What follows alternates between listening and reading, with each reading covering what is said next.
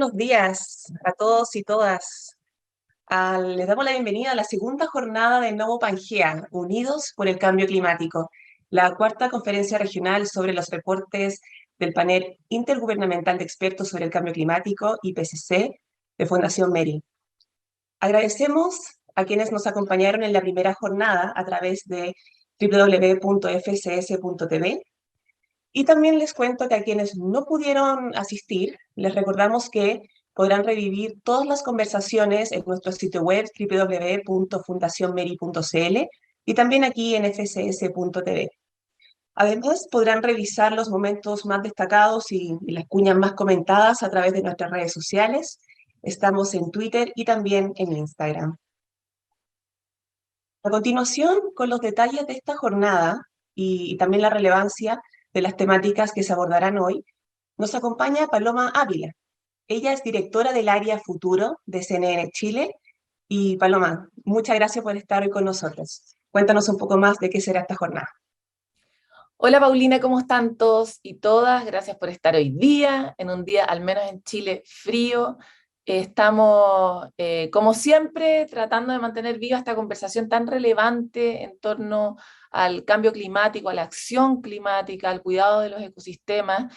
Y por lo mismo es que quiero contarles un poco de qué va a tratar hoy día esta conferencia. La Conferencia Nuevo Pangea Latinoamérica busca acercar a la ciudadanía y a distintos actores de la región para poder tener esta conversación en materia climática, crear instancias de colaboración, acciones concretas que permitan trabajar en conjunto por la mitigación y adaptación al cambio climático, poniendo un énfasis en los temas que efectivamente ha presentado la ciencia a través de los reportes que ha presentado el IPCC.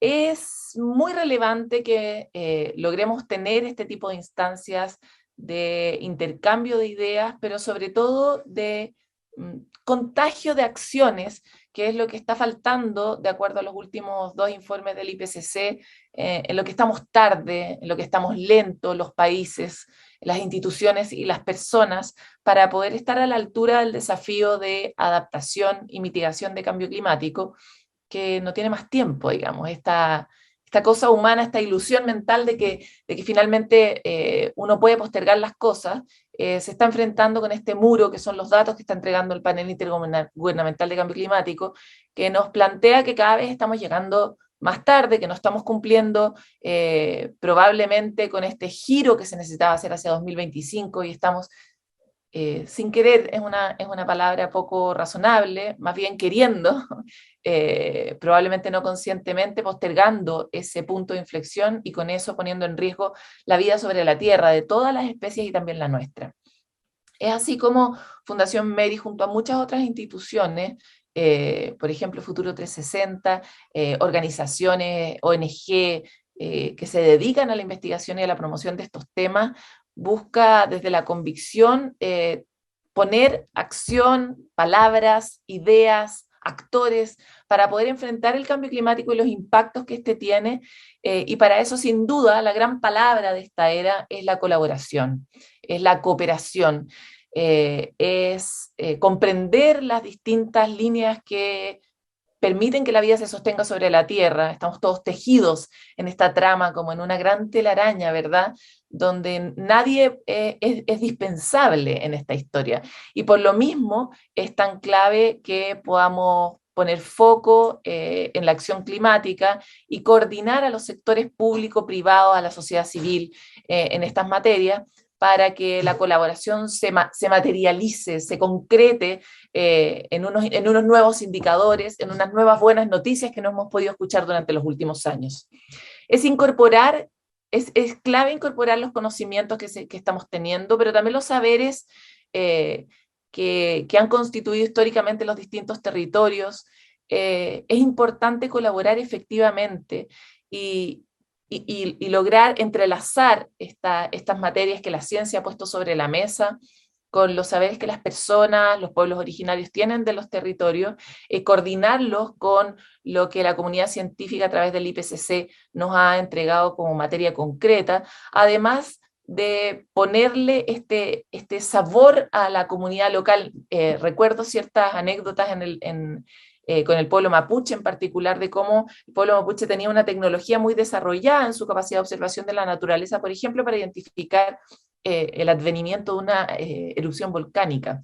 Esas cosas que también es ciencia, porque nace de la observación del entorno y es un conocimiento que se crea sobre esa base, son urgentes hoy, que necesitamos además generar soluciones particulares para cada territorio, a la medida de cada territorio.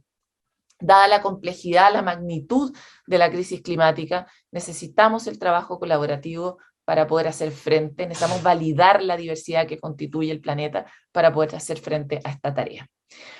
Hoy vamos a tener 4 paneles con expertos en materias de educación ambiental, crisis climática en América Latina y el Caribe, desarrollo sostenible y conservación efectiva. También al cierre de la jornada va a haber un momento documental con una obra preciosa que se llama Puri, El Camino del Agua. Es un documental de 15 minutos que nos permite reflexionar sobre el sistema circulatorio del agua sobre la Tierra a través de ciertas entrevistas y la contemplación de los paisajes. Sabemos hoy, gracias a la ciencia y también a la experiencia, que la contemplación de la naturaleza inevitablemente nos reconecta con ella y nos permite entender la proporción, el lugar que ocupamos sobre la Tierra. Para empezar esta jornada los quiero invitar a escuchar algunos de los mensajes de bienvenida, partiendo por el de Co Barrett, vicepresidenta del IPCC.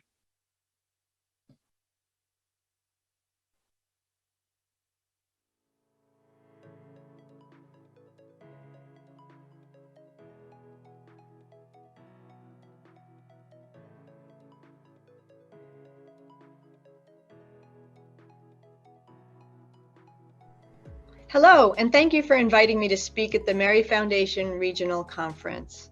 This is a critical time to work on climate action around the world, and I applaud the organizers and participants for your dedication to this mission.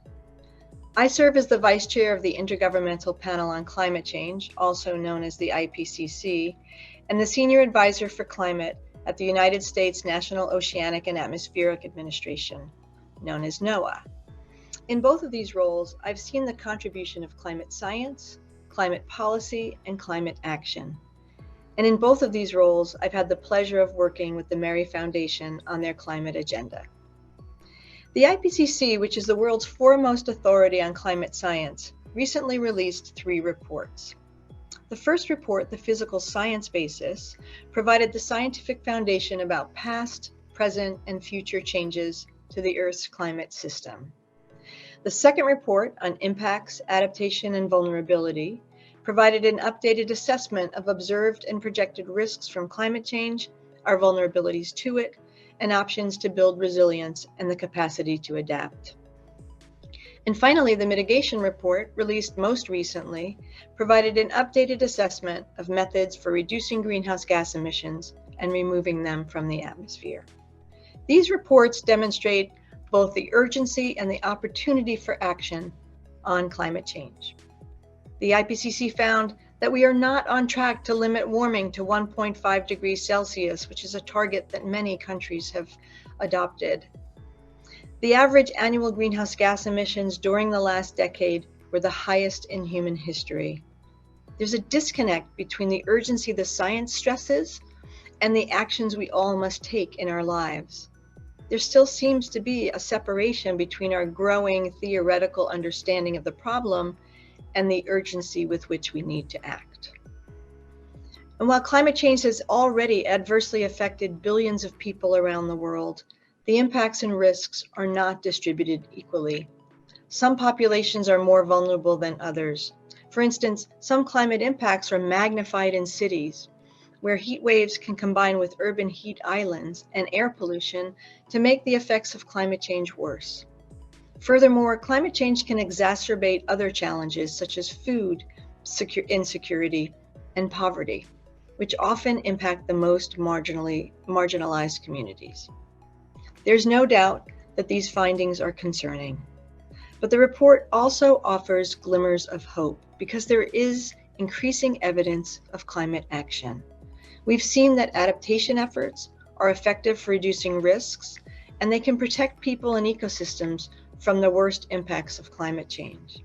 And we already have many of the tools we need to address climate change. We just need to deploy them rapidly and across all walks of life. There are options available now in all sectors that can more than halve greenhouse gas emissions by 2030. An increasing range of policies and innovative technologies have enhanced energy efficiency, reduced rates of deforestation, and accelerated the deployment of renewable energy, which has resulted in avoided and reduced emissions. And we found that inclusive and meaningful participation can build support for the transformational changes that are urgently needed to forestall the worst impacts. Innovative solutions exist all around us. We need to be open to them. This means inviting everyone to the table to craft the needed solutions. Everyone has a role to play. Global and national leadership is required to transform and decarbonize society. But cities and communities, businesses, indigenous peoples, citizen groups, and public-private entities are playing a growing role in the global effort to address climate change. There's no doubt that climate change is a global challenge, but the potential solutions exist at all scales, from international commitments to actions in our local communities. Each of the IPCC reports reinforces the refrain that every fraction of a degree of warming matters, so every action to prevent warming can make a difference. The climate we and future generations experience depend on our actions now. Thank you.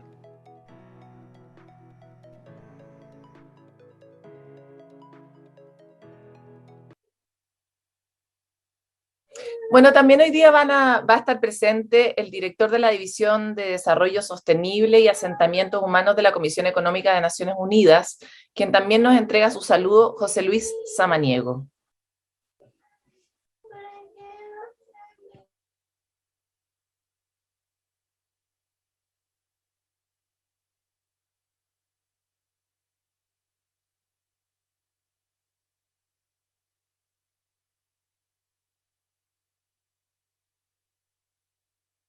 Bienvenidos a este seminario Novo Pangea Latinoamérica, que por tercer año consecutivo organiza la Fundación MERI para la región de América Latina sobre la información que contiene el reporte del Panel Intergubernamental de Cambio Climático. Déjenme señalar en primer lugar que me parece muy meritorio el trabajo de hacer difusión tanto del conocimiento científico en materia de cambio climático como de las alternativas para poder llevar adelante la acción climática. El IPCC, por sus siglas en inglés, el Panel Intergubernamental, nos ha venido advirtiendo desde los años 90 sobre los impactos que puede tener la inacción en materia de calentamiento global y para nuestra región en particular, sobre lo desiguales que pueden llegar a ser los impactos en caso de mantener un nivel insuficiente de acción, tanto en mitigación, pero particularmente en materia de adaptación. Evidentemente, como sucede con todo tema económico y todo tema de desarrollo, hay contradicciones entre las urgencias del corto plazo y la necesaria dirección que hay que tomar en el mediano y largo plazo. Pero para eso es muy importante tener claridad de cómo se deben de alinear las políticas que van a acabar determinando la inversión misma, y cómo contamos, cómo evaluamos los efectos y los condicionantes de la inversión. En el sistema económico en el que vivimos, es claro que para poder avanzar en el camino hacia el desarrollo sostenible, se tiene que alinear lo rentable con lo deseable y que la acción climática sea sostenible también financieramente, de modo que la inversión siga incentivos positivos. Y para eso es clave alinear las decisiones sociales, porque al final de cuentas lo son, sobre política pública y de creación de infraestructura, tanto regulatoria como fiscal y de compra pública, así como también las metodologías con las que evaluamos la inversión, que al final de cuentas están reflejando lo que contamos, y hay que contar bien de modo a fortalecer la acción climática. Sabemos en nuestra región, es cierto también para el mundo, que las tasas de descarbonización que tienen las respectivas economías de América Latina es muy insuficiente y en algunos casos tendría que multiplicarse hasta por 4 veces. También sabemos que nos quedan pocos años para agotar el remanente del presupuesto de carbono, apenas 5 años si no queremos rebasar el umbral del 1.5 grados de temperatura de aumento y hasta un par de décadas para rebasar los 2 grados de incremento de temperatura. Es muy importante para nuestra región que en la acción climática no agudicemos desigualdades y en la medida de lo posible, al contrario, las disminuyamos.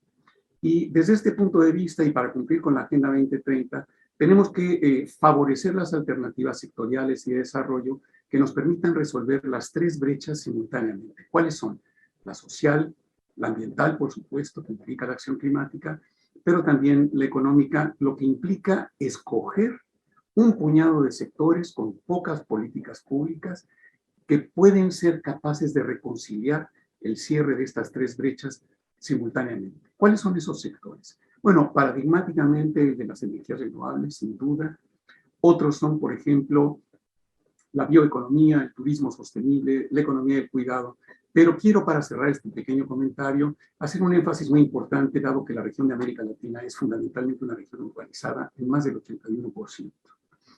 Para evitar las consecuencias de pérdida de productividad, de exclusión, de mala calidad de vida, la solución no está en el transporte privado, está en la mejora radical de los sistemas de transporte público que ofrecen, que sean capaces de ofrecer una alternativa a la motorización privada que provocó, que aceleró la pandemia en una mayor medida. Entonces, hacer apuestas, por ejemplo, de electrificación con producción regional, endógena, de vehículos limpios para el uso de la mayor parte de la población, es uno de esos caminos que permite reconciliar dinamismo económico con inclusión social, con menor huella ambiental. Que tengan un excelente día de trabajo. Muchísimas gracias.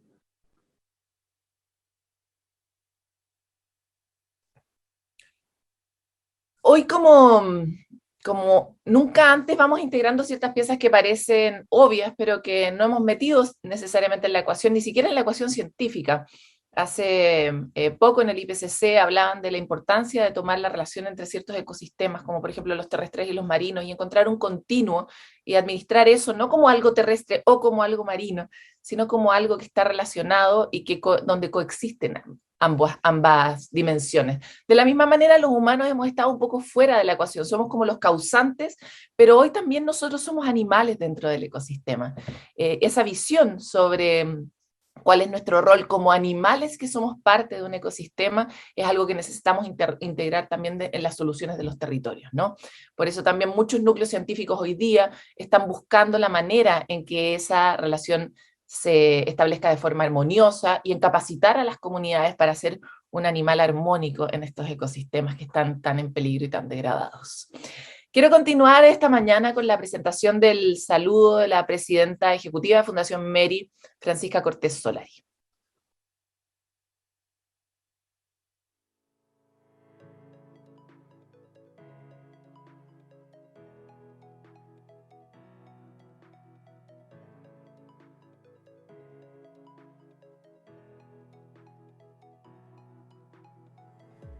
Estimada Cobarren, vicepresidenta del IPCC, estimado José Luis Samaniego, director de la División Desarrollo Sostenible y Asentamientos Humanos de la CEPAL, estimados panelistas, ciudadanos, ciudadanas que nos acompañan el día de hoy.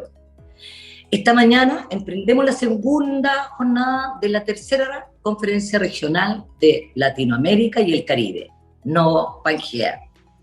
Ayer tuvimos la oportunidad de dialogar sobre estrategia de mitigación oceánica y de la protección de los servicios de ecosistemas marinos y terrestres, y sobre los grandes desafíos que enfrenta nuestra región en materia de seguridad alimentaria. A su vez, la jornada cerró con un análisis de los costos económicos que tiene el cambio climático y la urgencia de cambiar la mirada promoviendo inversiones que vayan a apoyo a las tecnologías de mitigación.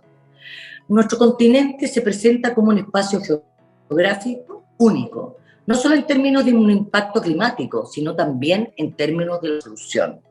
Los países de América Latina y el Caribe comparten mucho más que una geografía o similitudes. Compartimos tradiciones, un entendimiento cultural, natural, que nos proporciona algo distinto como un continente privilegiado.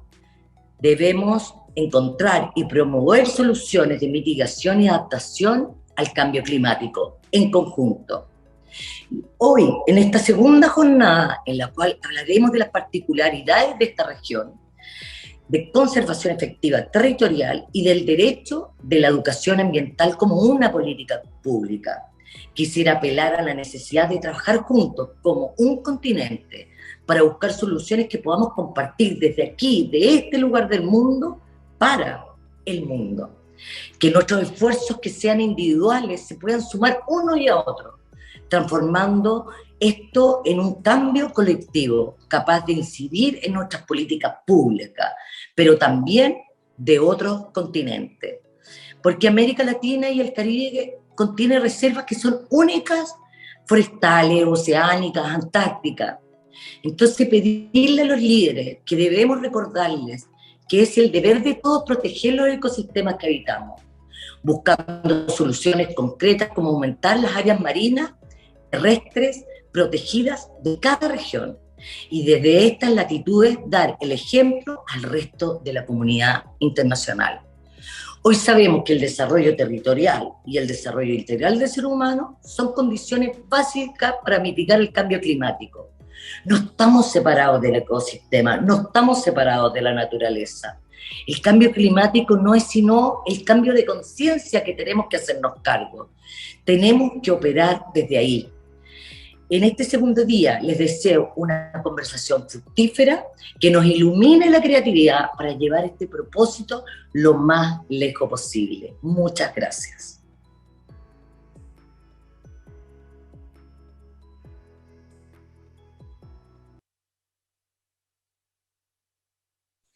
Bueno, y ya estamos prontos a iniciar nuestro primer panel sobre el derecho a la educación ambiental, formando generaciones sostenibles.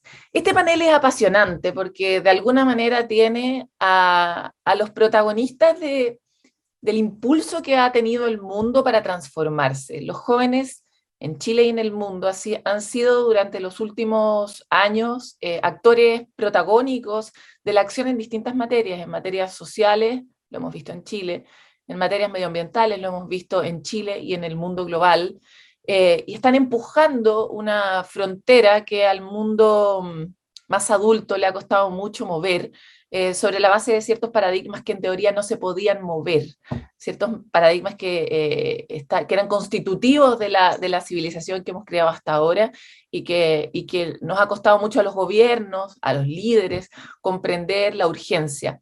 Por lo mismo, este panel es un panel refrescante que nos muestra liderazgos desde distintos lugares de Latinoamérica, y que nos muestra ejemplos que es necesario seguir en este momento para poder sensibilizarnos respecto de la urgencia. Es relevante también esta alusión que hacía Francisca Cortés a la tecnología y a la urgencia de impulsar y promover el desarrollo tecnológico para las soluciones climáticas, principalmente porque es también una de las últimas recomendaciones del IPCC, que tiene un tinte de optimismo a diferencia de todos los anteriores, pues ofrece una ventana de luz en relación a que si somos capaces de poner el ímpetu en el desarrollo tecnológico adecuado para generar soluciones que permitan producir grandes cambios en los índices globales, efectivamente puede haber una esperanza un poco más cerca de la que hemos imaginado hasta ahora. Tenemos hoy día en Chile en particular una oportunidad enorme de aportar en esta materia, sobre todo desde el desarrollo de energías renovables y desde la conservación de ciertos ecosistemas como los humedales y las turberas, que han probado científicamente su capacidad de captura de dióxido de carbono desde la atmósfera a estándares que superan mucho a otros ecosistemas. Efectivamente, este binomio que acabo de describir es una síntesis muy simple de una ecuación que necesitamos promover, que es por un lado empujar el avance tecnológico para dar soluciones climáticas y por otro lado conservar lo que todavía tenemos antes de que esta vorágine destructora que ha caracterizado a nuestra especie siga avanzando. Para seguir durante esta mañana, quiero invitarlos a revisar un video que resume brevemente la labor que tiene la Fundación MERI respecto de la el fortalecimiento de la investigación y la educación ambiental. Te presentamos Territoriar, una app que te permitirá aprender sobre nuestra biodiversidad de una manera lúdica, didáctica y completa. Chile es un laboratorio de una invaluable riqueza en biodiversidad presente en sus ecosistemas terrestres y marinos. Descarga la app, disfruta, aprende y educa a distintos cursos y edades a través de realidad aumentada y fichas con información descargable para ser usadas en la sala de clases o desde la casa. ¡Vamos a territoriar! Hola, soy Sonia Español Jiménez, soy bióloga marina, trabajo en Fundación Meri. Hace 8 años me vine de España a Chile para estudiar las ballenas.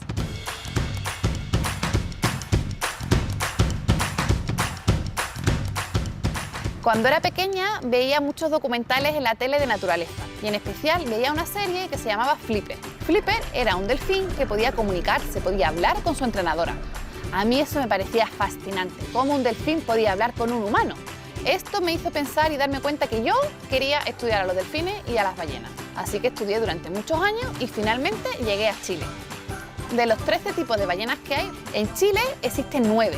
Eso es muchísimo, es una gran oportunidad para poder estudiarlas y conocerlas. Estudiar las ballenas es súper importante, no solo porque son el animal más grande que ha existido en la Tierra, sino también porque están en todos los océanos. Así, al estudiarlas a ellas, podemos conocer si nuestras actividades diarias están afectando a donde ellas viven. En Chile podemos ver 9 tipos de ballenas diferentes, algunas de ellas en peligro de extinción. Se alimentan en las aguas frías del sur de Chile porque son ricas en alimentos.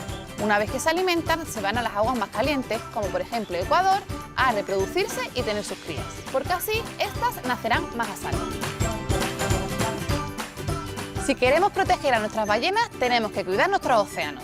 Y una de las formas más simples en las que todos podemos ayudar es preocuparnos de cómo y en qué usamos el agua de nuestras casas, porque finalmente todo el agua en algún momento va a llegar al océano. Los océanos producen el 50% del oxígeno que todos nosotros consumimos y para ello las ballenas son clave, porque con sus nutrientes ayudan a que aparezcan unas microalgas que son como unos árboles en chiquitito que por una parte generan este oxígeno y por otra absorben el CO2 de la atmósfera.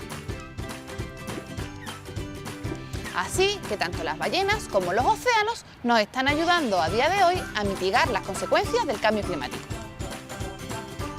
Si quieres conocer más sobre las ballenas y el fascinante mundo marino, te invitamos a ver ahora las cápsulas educativas de Fundación Meri y a que nos sigas en las redes sociales y en www.fundacionmeri.cl. ¡Nos vemos!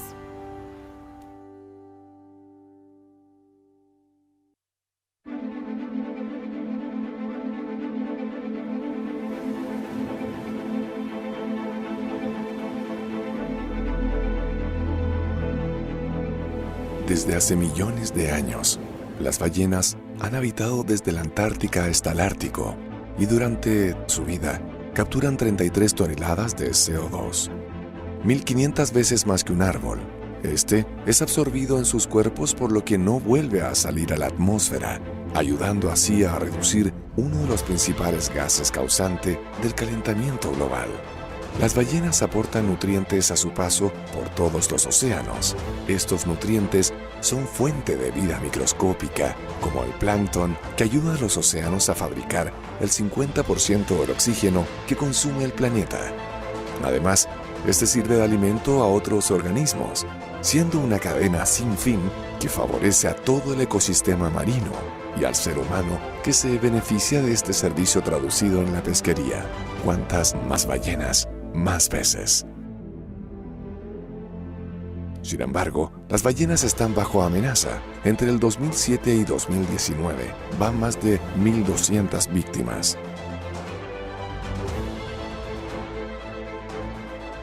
Por eso nace The Blue Boat Initiative, que instalará y conectará la primera red sudamericana de boyas acústicas de alerta temprana para la protección de ballenas. Una red de boyas inteligentes con un complejo sistema de hidrófonos, sensores oceanográficos y transmisores que comenzará a operar en el sur de Chile.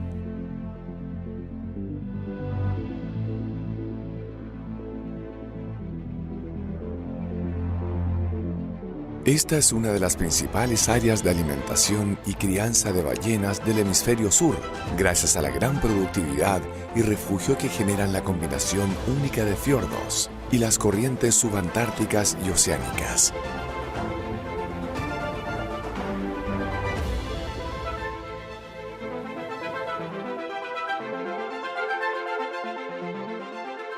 The Blue Boat Initiative comenzará en el mar interior de Chiloé, el Golfo de Ancud y el Golfo de Corcovado para luego cubrir toda la ruta migratoria de las ballenas. La información satelital que ellas envían permitirá advertir en tiempo real a las embarcaciones sobre la presencia de ballenas para que éstas tomen medidas que eviten golpear a estos valiosos cetáceos. Estas boyas permitirán también conocer datos vitales en cuanto al calentamiento global de los océanos, debido a los sensores oceanográficos que monitorearán el estado de salud de los océanos. El océano es parte esencial del ciclo de la vida y nosotros podemos ayudar a que ésta siga adelante, multiplicándose y beneficiando al mundo entero. Sé parte de esta inédita iniciativa chilena. Ayúdanos a cambiar la historia del océano y el mundo.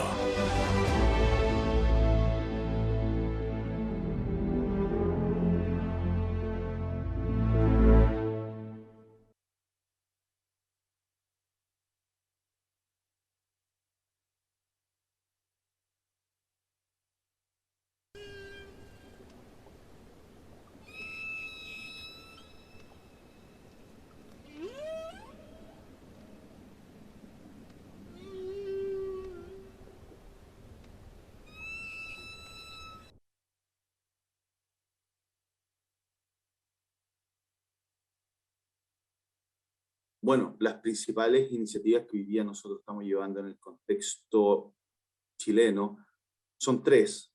Una, que es la red de aprendizaje para la pesca artesanal, la cual de una u otra forma entrega las distintas herramientas y es un espacio también de conversación, de poder intercambiar experiencia entre los distintos actores que se desarrollan en la pesca artesanal, desde lo que son los pescadores propiamente tal, pasando por los institutos científicos y aquellas instituciones que tienen que ver con la fiscalización y con la administración de los distintos recursos. Por tanto, es un espacio de confianza en donde se busca, a través de este diálogo transparente, poder lograr de una u otra forma encontrar soluciones innovadoras que nos permitan de una u otra forma entender que el desarrollo depende de cada uno de los actores que se ven involucrados.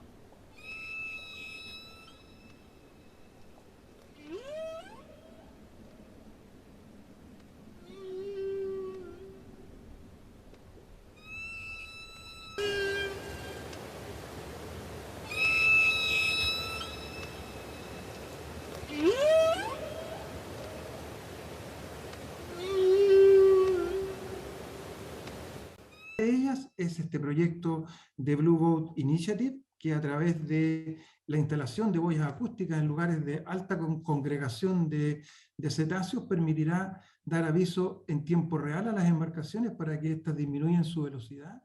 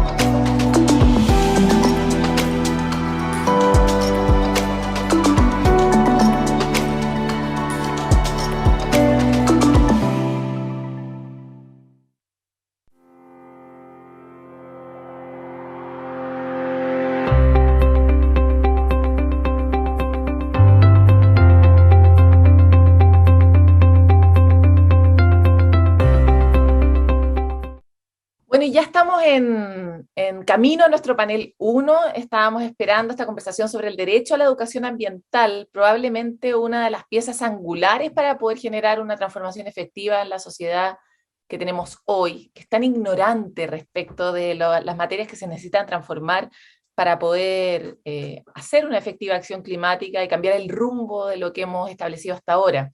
La idea es efectivamente formar generaciones que sean sostenibles. Por suerte los jóvenes, incluso sin formación en sus colegios, ya están impulsando esta agenda. Muchos de ellos están hoy día con nosotros. Han tenido una vocación instintiva intuitiva para llegar a ser hoy día actores climáticos relevantes. Es un panel que está, como les decía, principalmente conformado por referentes juveniles en materia ambiental de la región, y que es moderado también por otro actor climático, John Sodadu. No sé si lo dije bien, John. Espero que sí, pero puedo mejorar mi pronunciación, que es gerente de comunicaciones y comunidades de la Oficina por Climate Education. Muchas gracias por estar con nosotros y te dejo aquí con este panel. Muchas gracias, Paloma. Muy buenos días a todos. Es un gusto estar con ustedes hoy en día y de ser el moderador de tan interesante panel. Pues les propongo que comencemos. Como tal vez sabrán, la educación ambiental para todo tipo de público se considera una herramienta imprescindible en el camino hacia el desarrollo sostenible, siendo una pieza clave para entender el cambio climático y la relación causa-efecto que el ser humano tiene con su entorno. La educación ambiental se enfrenta a diferentes desafíos para lograr el objetivo de una comunidad informada en la toma de decisiones. Uno de los mayores desafíos es justamente la falta de comprensión de lo que es la educación ambiental y su integración dentro de la educación formal, que regularmente se relega a una posición secundaria y de vez en cuando también opcional. El panel de hoy busca resaltar el rol de la educación ambiental en la formación de agentes esenciales de cambio para la lucha contra el cambio climático. Además, claro, de generar un espacio de participación y de difusión de buenas prácticas que se llevan a cabo en la magnífica región de Latinoamérica.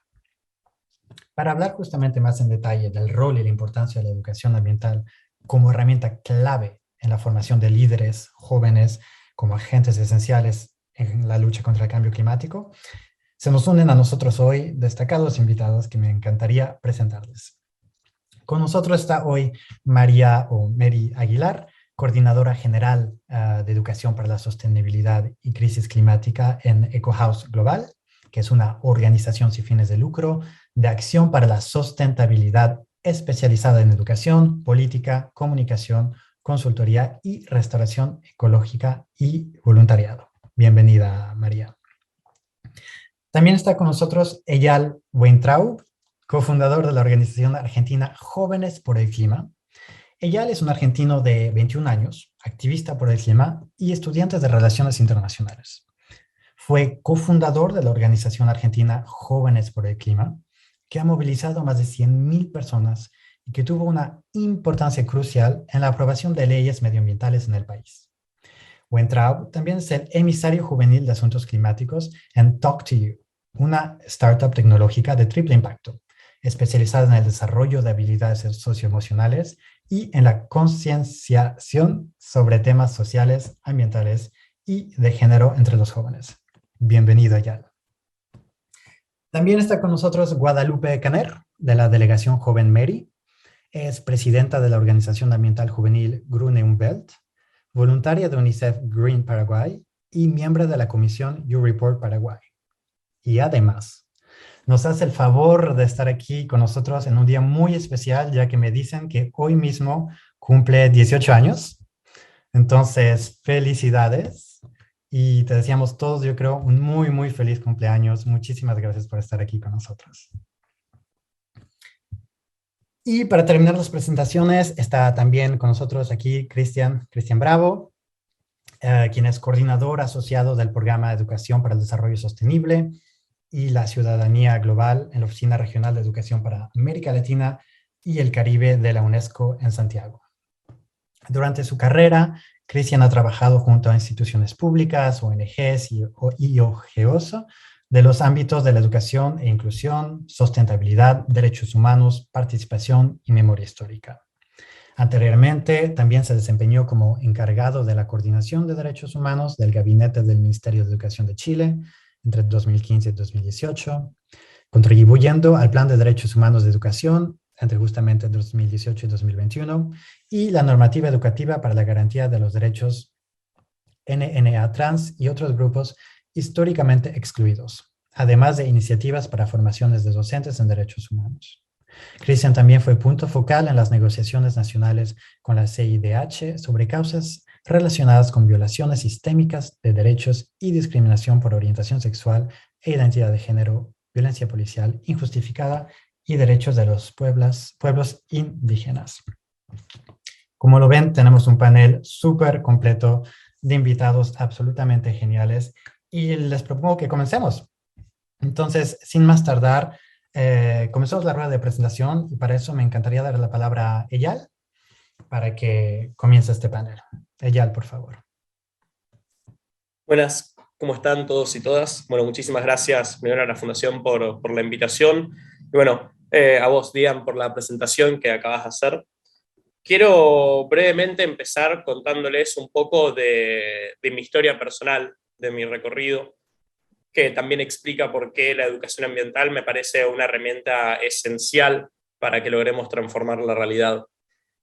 Cuando yo tenía 9 años, fue a partir de un taller de residuos que empecé a involucrarme en mi primer acercamiento con lo ambiental. En ese taller había un dato que hoy en día un poco más grande me doy cuenta que tal vez no era 100% real, pero me impactó, de que cada papelito que se tiraba al piso llegaba al mar y eso automáticamente mataba a un pez, y en mi cabeza de 9 años me pareció una tragedia cómo es que estábamos tirando tantos residuos al piso, y entonces me acuerdo de empezar a pelearme con mis amistades en la primaria, hasta organizar una sentada individual en la vereda de mi ciudad, porque un amigo había tirado un residuo y dije, yo no me muevo, un papelito, y yo no me muevo hasta que lo levante y lo tire al tacho. Hoy en día, por suerte, entiendo que lo ambiental, la lucha contra la crisis climática y ecológica es bastante más problemático que solamente tirar un papel al piso, pero eso fue la primera manera en la que empecé a acercarme. Después, cuando tenía 14, 15, vimos un documental sobre crisis climática y ecológica en mi secundaria, y ahí empecé a entender sobre cómo era la conexión entre emisiones de gases de efecto invernadero, calentamiento global, cambio climático, y también vi ahí que la ganadería, particularmente la ganadería vacuna, era una de las principales causas de emisión de gases de efecto invernadero, y entonces tomé la decisión de dejar de consumir carne. Hasta ese momento todas mis acciones habían sido individuales, no traté de hacer algo más grande. Pero cuando cumplí 18, ya estaba más cerca de 19 en realidad, ya había terminado la secundaria en enero de 2019 o febrero, empezó a circular en redes sociales una convocatoria para organizar la primera marcha internacional contra la crisis climática y ecológica, organizada por jóvenes, parte del movimiento de Fridays for Future, de Viernes por el Futuro. Era una convocatoria donde se veía a Greta Thunberg, la joven sueca que hoy en día conocemos, parece absolutamente todo el mundo, convocando esta primera marcha, y eso despertó en mí unas ganas de transformar este interés individual, participación particular que yo había empezado a tener en lo ambiental, en algo colectivo. Y entonces, como vimos que en Argentina, con un grupo de amigos y amigas, no había nadie transformando ese interés que yo veía, que veíamos en redes sociales, para marchar ese 15 de marzo contra la crisis climática y ecológica, decidimos fundar Jóvenes por el Clima Argentina justamente para poder empezar a organizar esa convocatoria. Rápidamente se empezaron a sumar otras organizaciones, entre ellas EcoHouse Global, de ahí nos conocemos con Mary, y por suerte esa movilización fue realmente muy masiva, muy contundente, con muy poco tiempo de participación, sin nada de experiencia, todo organizado por jóvenes sin recursos ni contactos, logramos llevar a más de 5.000 personas en la ciudad de Buenos Aires, que es la capital de Argentina, y otros miles a lo largo del país, y a partir de ahí es que me empiezo a involucrar en lo ambiental desde una perspectiva colectiva, desde una perspectiva política, desde una perspectiva que entiende que los cambios que necesitamos lograr deben ser sistémicos. Y en ese sentido, si necesitamos lograr cambios sistémicos, no lo vamos a poder lograr a partir de cambios solamente de nuestros hábitos individuales. Y en ese despertar, en ese involucramiento cada vez de más personas a la causa, la educación ambiental es un rol esencial. Yo tuve la suerte de tener, aunque sea de manera muy esporádica, porque nunca es que lo tuve como una materia, no lo tuve de una manera interseccional o holística a toda la currícula, sino que bueno, fueron talleres o un profesor involucrado, pero eso fue lo suficiente como para despertar, generar un primer interés, un acercamiento en mí. Y yo creo que por la cantidad de problemas que afrontamos si queremos solucionar la crisis climática y ecológica, por la diversidad de los mismos y por el tamaño de las transformaciones que debemos lograr en tan poco tiempo, es necesario sumar cada vez más personas al movimiento. Desde un montón de perspectivas distintas, porque lo bueno es que no es que hay solamente una forma de luchar contra la crisis climática y ecológica, sino que necesitamos personas que se involucren desde lo político, sea mismo desde fundar organizaciones o sumarse a partidos o promover leyes o desarrollar políticas públicas. Necesitamos personas que se involucren desde los medios de comunicación, sea desde construir emisoras propias o de ser un periodista especializado en lo ambiental en medios de comunicación masivos ya existentes, como también necesitamos personas que decidan abarcar estas transformaciones desde el mundo de lo económico, de lo empresarial, de los emprendimientos, que vean un problema concreto que quieran solucionar y se empiecen a dedicar a buscar esas soluciones. Y en ese sentido me parece esencial que cada vez seamos más los que estamos involucrados, no solamente desde, bueno, participar ocasionalmente o dedicarle parte de nuestro tiempo libre, que también es esencial y necesario, sino que necesitamos cada vez más profesionales que decidan dedicarse a lo ambiental. Personas que decidan dedicar gran parte de su vida a desde lo que más les interesa, desde la perspectiva con la que más afinidad tienen, buscar soluciones a estos problemas tan complejos. Y en ese sentido, la única forma de ampliar e involucrar a cada vez más individuos es a partir de la educación ambiental. Jóvenes en edad secundaria que están tal vez en cuarto o quinto año, empezando a pensar qué es lo que quieren seguir, qué carrera quieren estudiar, o tal vez no quieren estudiar ninguna carrera, pero qué es lo que quieren hacer cuando terminan.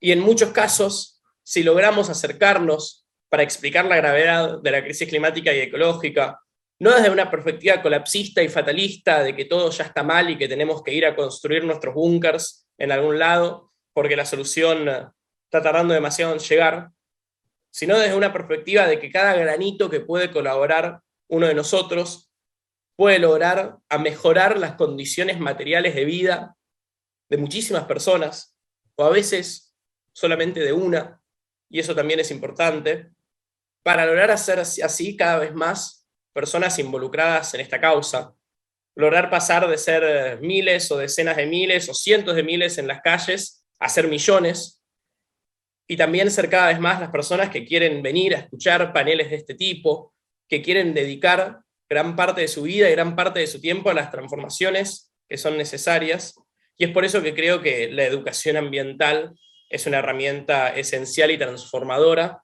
para lograr transformar a las personas, que son las que a la vez van a transformar el sistema en el que vivimos. Por eso, y ya para ir cerrando, actualmente yo estoy desarrollando varias iniciativas de educación ambiental. Hay dos que quiero compartirles muy rápidamente. Una que se llama Alerta Celsius, que es un proyecto con un enfoque tecnológico que busca fortalecer el ecosistema de educación ambiental en Argentina, desde el desarrollo de talleres para estudiantes, capacitaciones para docentes y una guía didáctica también para que los profesores puedan desarrollar en clase con sus estudiantes actividades relacionadas a lo ambiental, a la crisis climática y ecológica, sin que tenga que haber una presencia directa de nuestros talleristas y de nuestra organización. Y por otro lado también soy parte de un proyecto nuevo que se llama TECOA, que es una incubadora de proyectos ambientales para jóvenes, en el que todos los años, empezando por este, vamos a capacitar y darles herramientas a 40 jóvenes, 20 de Argentina y 20 de Uruguay, para que ellos puedan desarrollar sus propios proyectos de impacto en sus comunidades relacionados a la sostenibilidad, y de nuestra parte vamos a acercarle las herramientas necesarias, abrirle nuestra agenda de contactos y conseguirle facilitar los recursos necesarios para ampliar ese impacto que ellos quieren buscar. Y lo que necesitamos es cada vez más referentes y dirigentes de ese tipo, logrando llevar a cabo proyectos y arrancar iniciativas que a la vez logren transformar y generar cada vez más agentes de cambio. Y por eso es que también dentro de Jóvenes por el Clima, la organización de la que soy parte hace más de 3 años, el área donde más me involucro hoy en día es también la educación ambiental. Bueno, muchas gracias por escucharme, por el tiempo, y cedo la palabra si pueden continuar los demás panelistas. Muchísimas gracias, Eyal, por tu presentación. Por lo que escuché, 2 de tus momentos claves que te impulsaron en tu acción climática tuvieron lugar en la escuela, lo que yo encuentro personalmente muy, muy interesante, y ahorita vamos a volver después con unas preguntas sobre eso.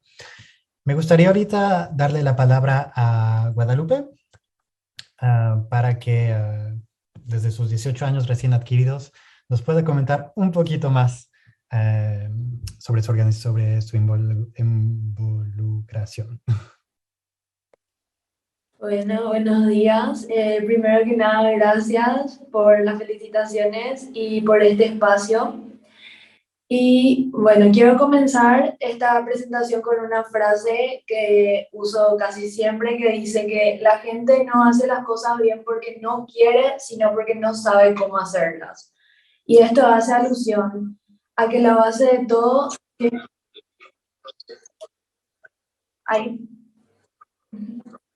Bueno, como les decía, esto hace alusión a que la base de todo siempre es tener una buena educación y estar bien informado sobre las cosas.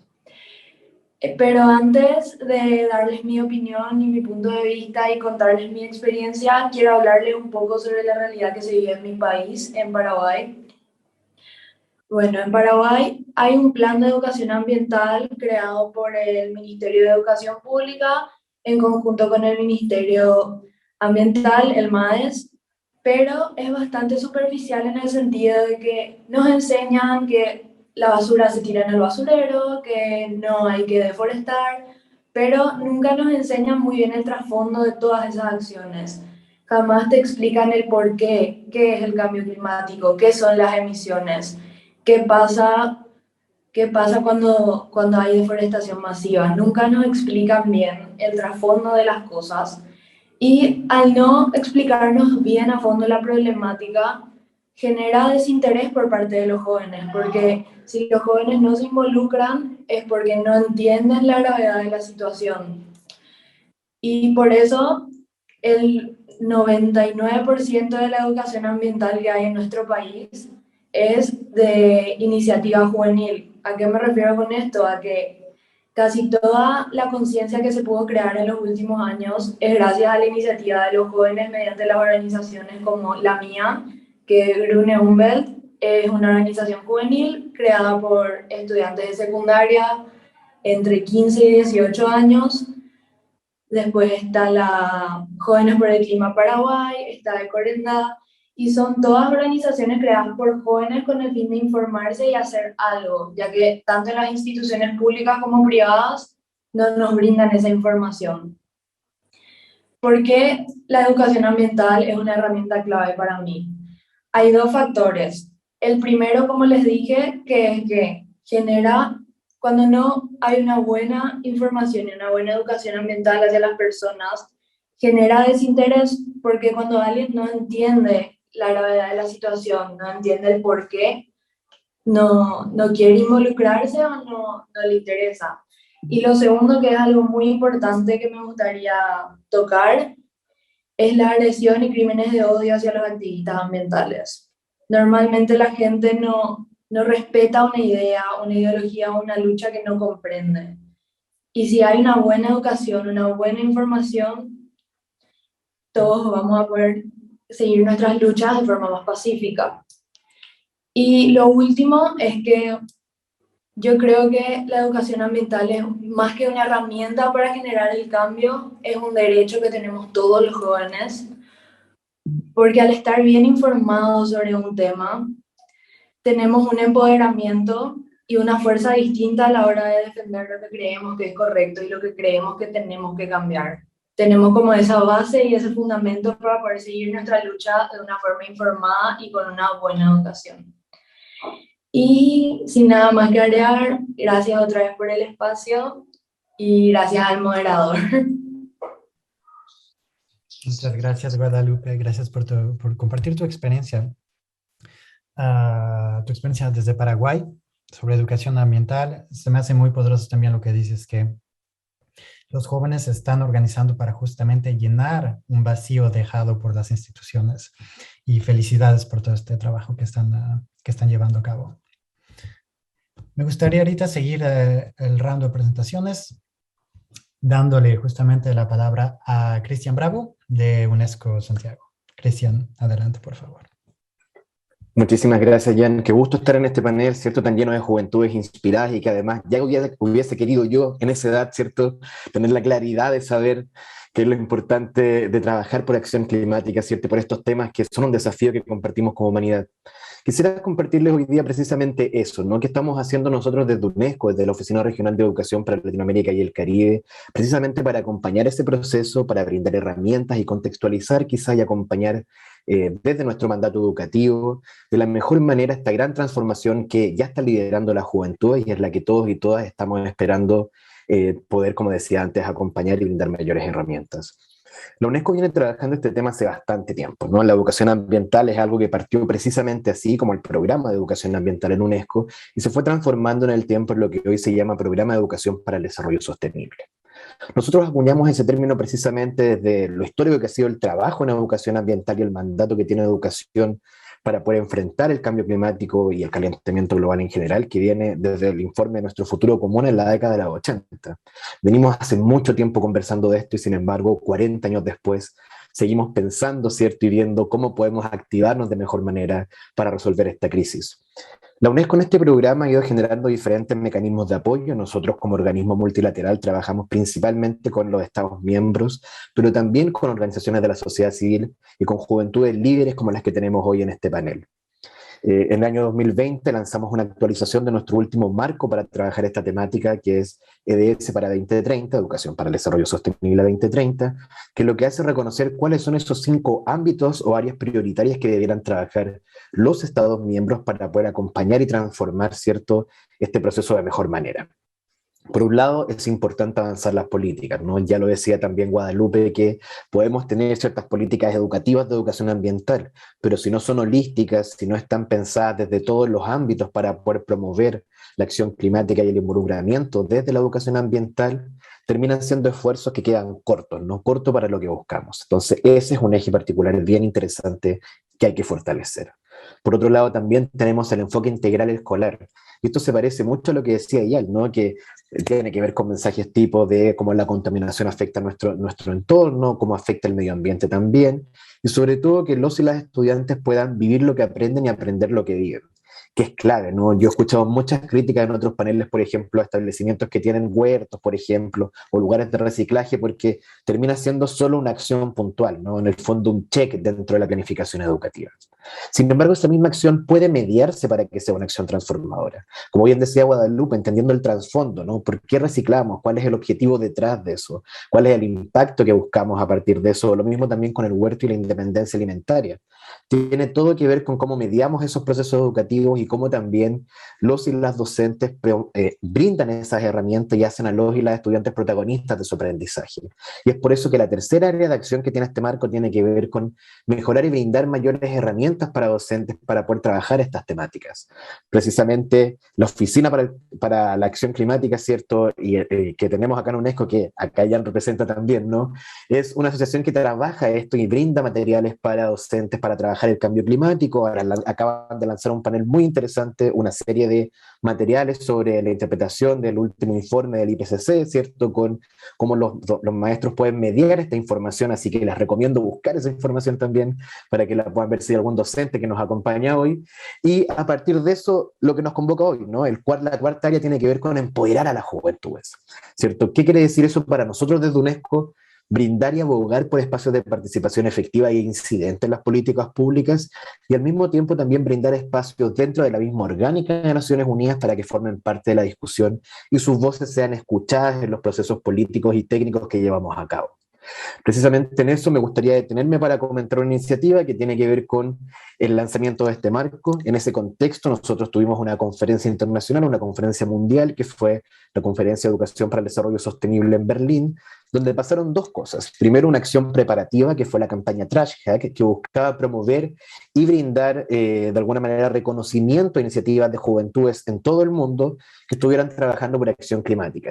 Iniciativas como las de YAL, Guadalupe o Mary también, que nos acompaña y nos contará luego posteriormente, fueron relevadas, ¿cierto? Y de alguna manera se dieron a conocer en el resto del mundo. Todas estas campañas tienen problemas de comunicación, por lo tanto, hubiésemos querido llegar a mayores juventudes y por lo mismo, en el caso de Latinoamérica y el Caribe, hicimos un diálogo con juventudes para poder generar una especie de manual, un handbook, que un poco brinde conceptos básicos sobre acción climática, sobre educación para el desarrollo sostenible y sobre educación ambiental, donde además también se relevan ciertas prácticas. Ese documento se empezó a trabajar en 2020, así que precisamente este año, dentro de los próximos meses, vamos a hacer una consulta ampliada con juventudes, desde donde ya invito a la audiencia y también a nuestros panelistas acá, para que puedan brindar también esta experiencia y formen parte de este catálogo para conectar de mejor manera a la juventud de nuestra región, no solamente de Latinoamérica, sino también del Caribe, ¿no? Que enfrentan otros desafíos como ser pequeños estados insulares en desarrollo, estar en la primera línea marítima, ¿no? Y todo el desafío que eso significa. Así que esa iniciativa puede ser bastante interesante y busca promover también ese acompañamiento a las juventudes. Y la última área, pues, siguiendo el hilo, ¿no? La quinta área de acción prioritaria tiene que ver con acciones a nivel local. Y esto es clave principalmente cuando pensamos en las escuelas, ¿no? Muchas veces estas acciones como el huerto, ¿cierto? O los lugares de reciclaje que les comentaban, se enfrascan, ¿cierto?, en estos procesos de comunidad educativa cerrada. Lo que buscamos acá en UNESCO precisamente es que eso se abra, ¿no? Que la comunidad forme parte de esos procesos también, que esto lleve a diálogos con padres, madres, con tutores y tutoras para que también puedan acompañar esos procesos y hacer estas acciones individuales pero a nivel familiar, y así irradiando, ¿no? Como una serie de acciones, ¿cierto?, en cadena, poder generar comunidades más resilientes, con estilos de vida más sostenibles y que también promuevan esto en su diario vivir y en sus diferentes redes. Eso es principalmente lo que nosotros buscamos desde ahí. En este trabajo del marco de ES para 2030 hay algunas estadísticas que me gustaría compartir con ustedes. Por ejemplo, hicimos un estudio desde UNESCO Global sobre los currículums de todos los Estados miembros. Participaron 46 Estados miembros en este estudio de todo el mundo y cerca de la mitad de esos currículums no tenían, digamos, una profundidad necesaria ni mención sobre temas medioambientales o de cambio climático. Y los que hacían abordajes de medio ambiente, que eran en su gran totalidad, ¿cierto?, tenían una visión muy profunda de estos contenidos. Como bien decía Guadalupe, principalmente algunos conceptos básicos, ¿cierto?, algunas menciones, pero no había profundidad sobre la causa-consecuencia u otras temáticas importantes, ¿cierto?, como carbono, cambio climático, calentamiento global, resiliencia. Todas esas cosas estaban fuera de los currículos y por lo tanto es importante abordarlas también desde los procesos pedagógicos o las mismas mediaciones comunitarias. Entonces hay un desafío bien importante. Nosotros también a nivel regional hicimos un estudio regional comparativo y explicativo, que es el ERCE 2019, que midió por primera vez cómo en los currículums, ¿cierto?, los programas educativos de tercero y sexto de primaria, o tercero y sexto básico en el caso de Chile, estaban incluidas las temáticas de educación para el desarrollo sostenible y la ciudadanía mundial. Y el resultado fue lo mismo que el estudio global, ¿no? Hay ciertos conceptos, sin embargo, la parte operativa, la parte de promover la innovación, promover la creatividad, la reflexión crítica por parte de los estudiantes estaba completamente ausente. Creo que ese es el gran desafío y precisamente el vacío que vienen a llenar las juventudes en los diferentes países y organismos que estamos liderando este proceso desde el punto de vista del diálogo más técnico y global, ¿no? Las juventudes tienen esa visión fresca, esa posibilidad de actuar, ese llamado, ¿cierto?, a dejar un mejor planeta para las próximas generaciones también. Y por lo mismo, quiero dejar esta intervención y cerrarla con este mensaje que nos lanzamos en la última declaración de Berlín, fruto de la declaración, que es: el momento para actuar y aprender por nuestro planeta es ahora. Muchísimas gracias, Jan. Gracias a ti, Cristian, por tu presentación y como lo dices, el momento de actuar es ahora, no es ayer, es ahorita mismo. Ahorita para acabar el round de presentaciones, me gustaría darle la palabra a Mary Aguilar. Mary, si estás con nosotros, súper, aquí está Mary de Eco House Global y después pasaremos a algunas preguntas para los panelistas. Mary, la palabra es tuya.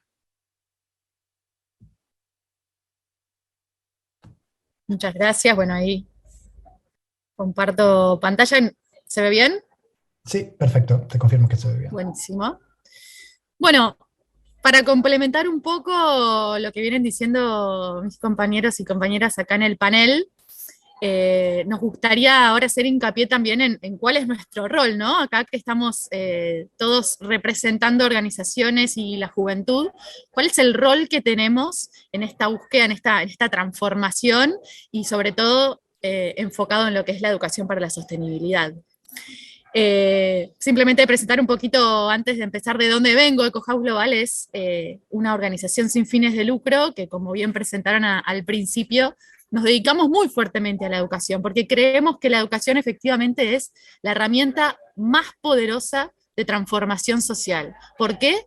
Porque llega al núcleo de las sociedades, ¿no?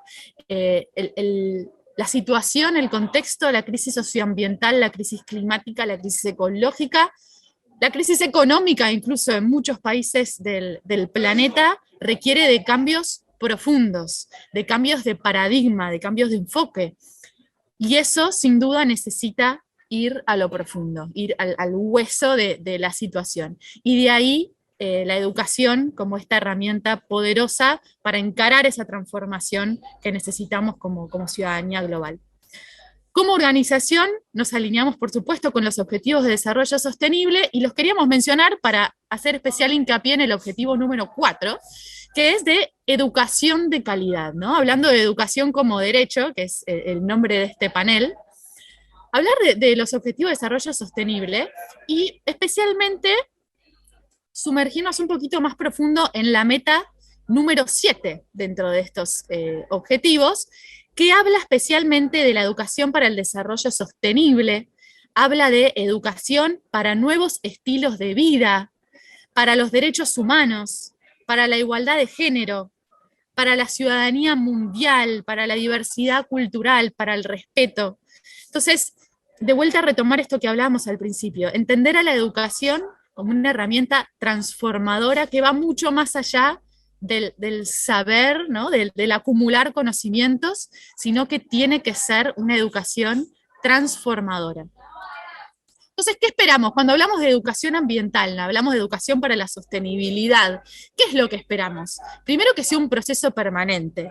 Recién hablábamos de la importancia de la educación para la sostenibilidad, particularmente en las escuelas, pero no debe limitarse al ámbito escolar. Nosotros estamos en la escuela en un periodo de tiempo que, si tenemos la suerte de tener una vida más larga, después hay un montón de instancias en donde seguimos aprendiendo, aprendemos todos los días, aprendemos a través de los medios de comunicación, aprendemos a través de nuestro ámbito laboral, de nuestras familias, de la vía pública. Entonces, que sea un proceso permanente es fundamental. Que sea un proceso transversal también. No es que la educación ambiental tiene que ser un ámbito y tiene que estar separado, por ejemplo, de la economía. A veces se tiende a pensar la educación ambiental como el área de las ciencias naturales, ¿no?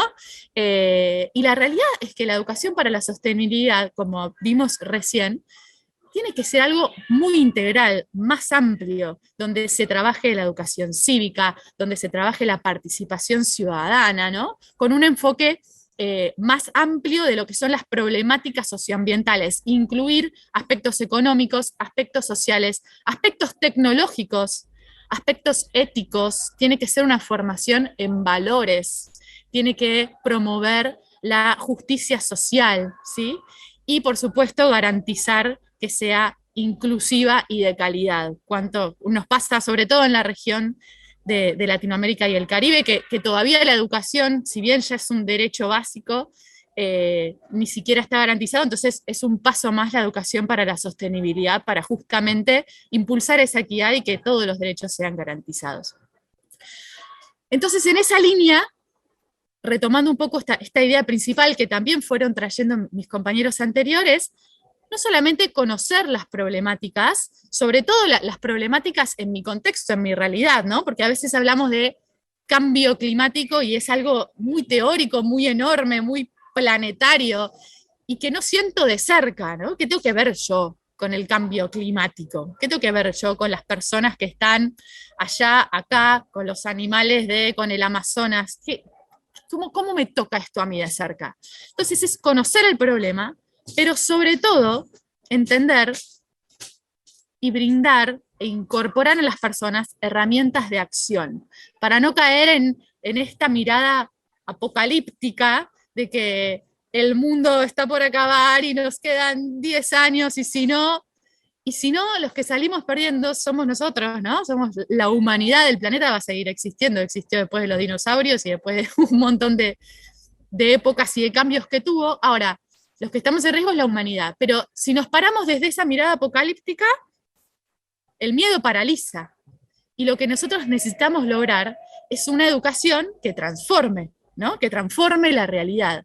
Y para eso es tan importante que la educación para la sostenibilidad, la educación ambiental, brinde herramientas de acción, que empodere efectivamente a las personas, a los ciudadanos en todas las partes del mundo, para cambiar su realidad, en su contexto local, para resolver las problemáticas locales que le afectan a esas personas en ese lugar particular, porque recordemos que las problemáticas socioambientales son bien variadas y en cada lugar, en cada rinconcito del planeta nos pegan de manera diferente, entonces las soluciones son de manera diferente, las herramientas con las que cuenta una comunidad son diferentes en un lugar y en otro, por cuestiones culturales, por cuestiones de educación justamente. Entonces es muy, muy importante que la educación incorpore esta mirada propositiva, ¿no? Y brinde estas herramientas transformadoras. Y ahí es clave el rol que tenemos las organizaciones de sociedad civil. No podemos esperar que esto venga solamente del gobierno o venga solamente el cambio del sector privado. Las organizaciones tenemos un rol fundamental porque oficiamos, a nosotros nos gusta representarlo ahí como se muestra en esta filmila, como un puente. Somos quienes estamos más cerca de las comunidades, de los territorios, y conocemos las necesidades, conocemos las herramientas, conocemos lo que falta y tenemos acceso muchas veces a otros sectores privados y públicos para oficiar ese intercambio y que efectivamente las herramientas y los recursos puedan llegar a la comunidad. Y simplemente para algunos ejemplos del poder que tenemos como organización de sociedad civil, en Argentina particularmente, y hablando en este marco de educación ambiental, fue muy, muy importante el rol de las organizaciones de sociedad civil a la hora de sancionar y hacer efectiva una ley nacional que garantice que en todo el territorio del país se lleve adelante y se implemente la educación ambiental, por ley, no solamente en las escuelas, sino en las universidades, en los medios de comunicación y demás. Y eso fue una victoria que lograron la sociedad civil. Y acá, simplemente para ejemplificar, esto es una petición, ¿no? Una juntada de firmas, donde cada persona, la juntada de firmas es efectiva si cada uno de nosotros se suma a este pedido, ¿no? Y ahí lo importante y el poder que tenemos como ciudadanos del mundo. Por supuesto también en las movilizaciones, en las acciones masivas, en la comunicación de todo esto, de vuelta, no desde el lugar del problema, sino en el lugar del ciudadano y la ciudadana con el poder de transformar la realidad. Y simplemente para contar algunas acciones también que venimos llevando adelante en esta dirección, con el objetivo de ampliar y amplificar el alcance y la implementación de la educación para la sostenibilidad, desde Eco House, junto con la Cátedra UNESCO, aquí presente la organización, la Cátedra UNESCO de Educación para la Sostenibilidad y Ciudadanía Global de la Universidad de San Andrés, y el apoyo también del PNUD, llevamos adelante la Red de Escuelas para el Desarrollo Sostenible y el Foro de Organizaciones de Educación para la Sostenibilidad.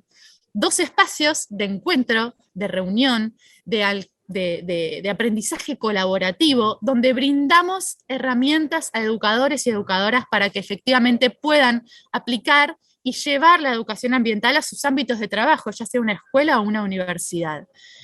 Esto es de alcance regional, por supuesto arrancó en Argentina y sigue creciendo, y tenemos organizaciones de todo el mundo que están dedicadas como nosotros y como todas las organizaciones aquí presentes a la educación para la sostenibilidad, que suman y aportan y nutren a esta red para que efectivamente la educación llegue a donde tiene que llegar, ¿no? A los ciudadanos y ciudadanas de todo el mundo. Y también fomentar lo que es la educación superior. Nosotros creamos la Facultad Socioambiental, que es un espacio donde desarrollamos oportunidades de formación académica de la mano con universidades de toda la región, específicamente en cuestiones de sostenibilidad, con un fuerte enfoque en la transformación, que es esto que venimos hablando. Así que para contarles eso como a modo de ejemplo, hay un montón de iniciativas, no solamente de Ecohouse, sino de todas las organizaciones que venimos trabajando estos temas, así que invitarlos a sumarse, a encontrar su lugar como personas. No hace falta que uno estudie y sepa en profundidad temas técnicos ambientales, cada uno puede ser un agente transformador desde su ámbito de interés, desde su ámbito de influencia, y ahí lo importante de educarse y aprender para adquirir esas herramientas y transformar nuestra realidad en nuestro círculo donde accionamos.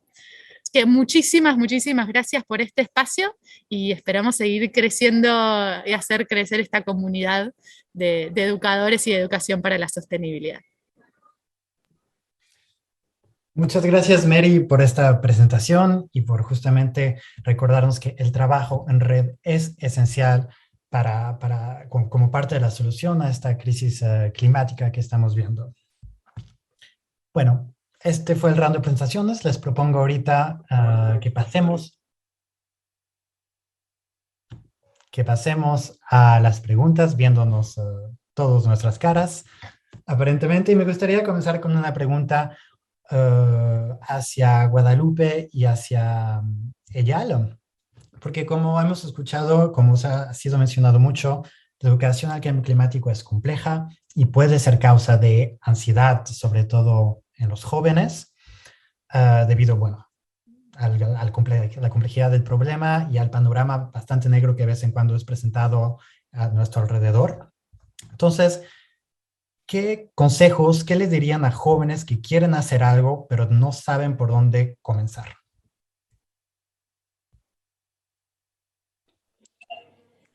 Bueno, mi consejo es que se informen como puedan, busquen información, que le escuchen a activistas más reconocidos, vayan a conferencias y que acudan siempre a alguien que conozcan, que sepa más del tema, porque siempre hay alguien que va a querer ayudarles y que va a querer sobre todo ayudarles a crecer en su educación y en su formación.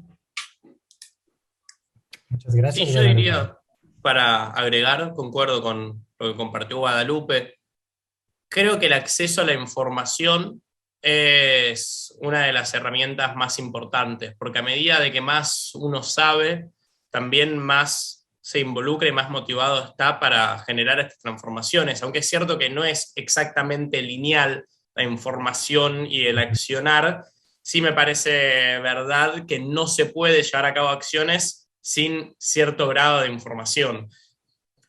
Pero tampoco que se asusten, porque pasa mucho, por ejemplo, con las personas que se quieren acercar a jóvenes por el clima, que sienten que para ser militantes ambientales hay que saber sobre un montón de temas, que a diferencia tal vez a otros ámbitos del activismo, de la militancia, tenés que tener una especialización técnica en biodiversidad o fauna marina o entender cómo funciona el efecto invernadero a la perfección y poder explicarlo desde una perspectiva, aunque bueno, justo tal vez el efecto invernadero no es tan difícil, pero se entiende a lo que voy.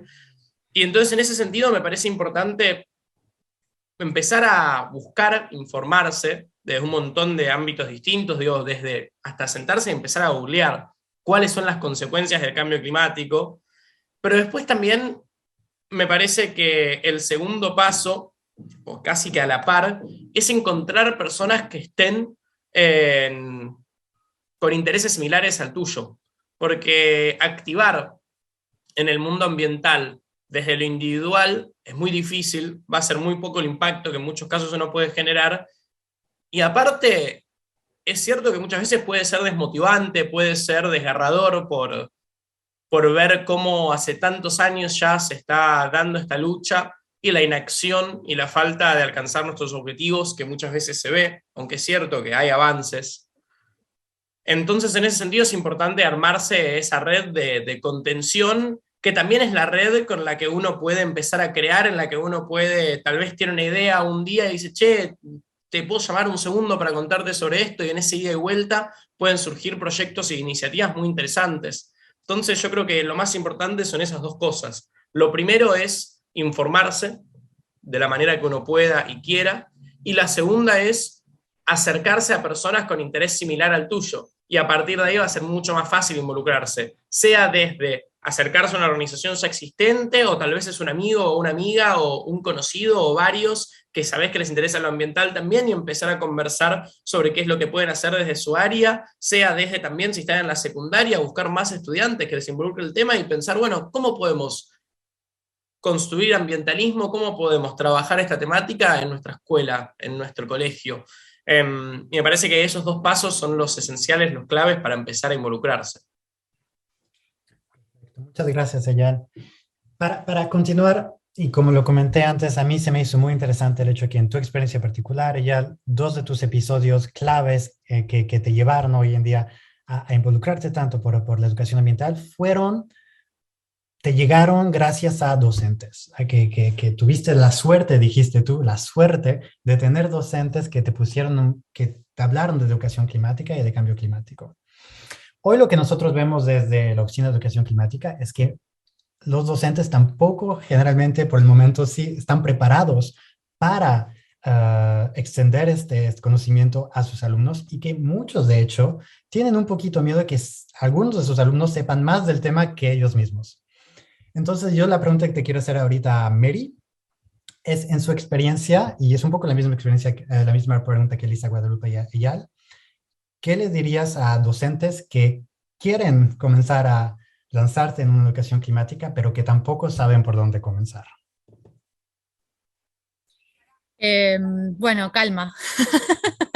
No desesperen.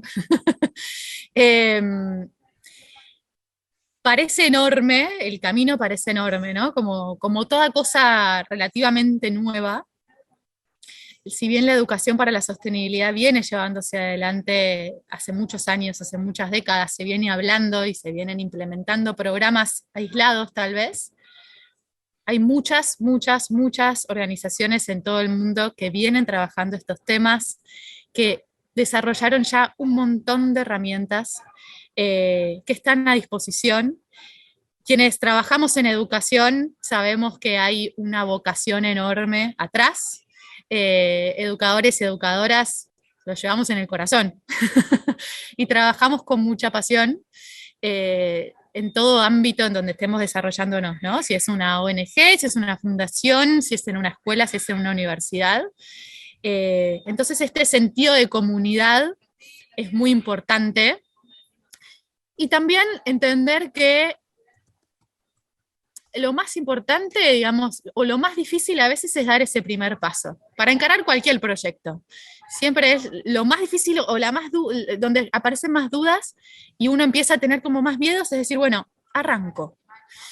Y una vez que se da ese primer paso, las cosas empiezan a aparecer, uno se empieza a vincular automáticamente con otras personas que están en la misma, y que ya hay redes formadas. Bueno, esto que les contábamos recién, ¿no? La red de escuelas para aquellos que estén trabajando en escuelas, el foro de organizaciones para aquellas organizaciones que también estén recién empezando.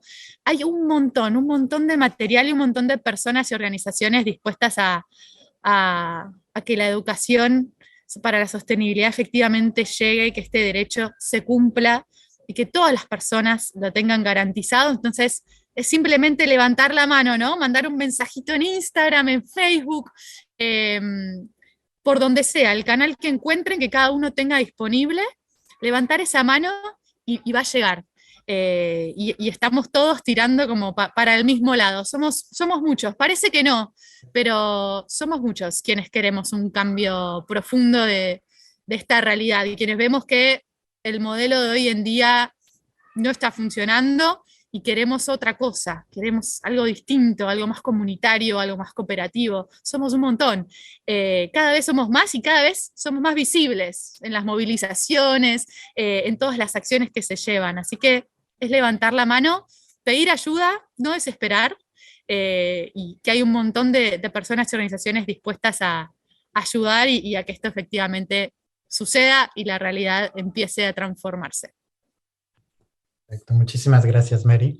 Y ahí les quedan todos estos consejos docentes que nos están escuchando alrededor de Latinoamérica, levantar la mano y pedir ayuda. Ahí estamos todos. Una pregunta para Cristian. Cristian, eres uno de los actores desde UNESCO Santiago que tiene esta suerte de tener esta visión global de lo que está pasando hoy en día en educación a cambio climático a nivel de la región. ¿Cómo analizas tú el cambio que ha habido tal vez en los últimos 5 años en relación a educación ambiental? Vimos gracias a Mary y también la presencia de Eyal, que por ejemplo Argentina está haciendo mucho en estos momentos, Chile en estos momentos también está avanzando a grandes pasos en educación de cambio climático. ¿Cómo ves la tendencia a nivel regional? Súper bien, muchas gracias. Una pregunta súper interesante porque creo que en esta visión panorámica que tenemos nosotros vemos, por ejemplo, que la región de Latinoamérica ha estado haciendo esfuerzos bastante grandes desde el punto educativo para poder enfrentar esto de una manera más organizada, ¿no? Docentes trabajando esta temática y también organizaciones de la sociedad civil trabajando en esta temática hay hace muchísimo tiempo.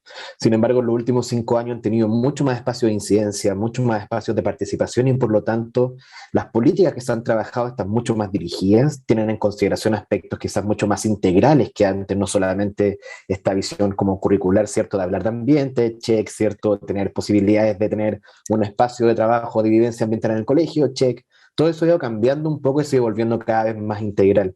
Quizás algo que creo que ha sido un cambio favorable, desde mi punto de vista, por supuesto, tiene que ver con esta ampliación un poco de la acción ambiental y educación ambiental hacia el desarrollo sostenible. Ya lo decía Mary, ¿no? Esta lógica también de la Agenda 2030, el ODS 4, la Meta 4.7, pero precisamente eso, entender la educación ambiental como parte central del componente del derecho a la educación, ha facilitado muchísimo el diálogo con los países y el avance en las políticas y también entender un poco la necesidad de formación docente, formación continua, poner estos temas en formación inicial. Eso es algo que toma siempre más tiempo. Incidir en formación inicial docente es un desafío enorme, no solamente para nuestra región, sino también a nivel mundial. Así que yo diría que principalmente esos son los desafíos que quedan, ¿no? Cómo en las personas que estamos formando para entrar a las salas de clases, estos temas siguen apareciendo de manera más concreta, con muchas mayores herramientas para desarrollar esto a nivel de estudiantes como aprendizaje como protagonistas de su aprendizaje, como ya lo decía antes, ¿no? Como lo que pasó con Eyal, ¿no? Cómo puede generar ese cambio que genera esa reflexión en una persona y lo llama a generar una acción.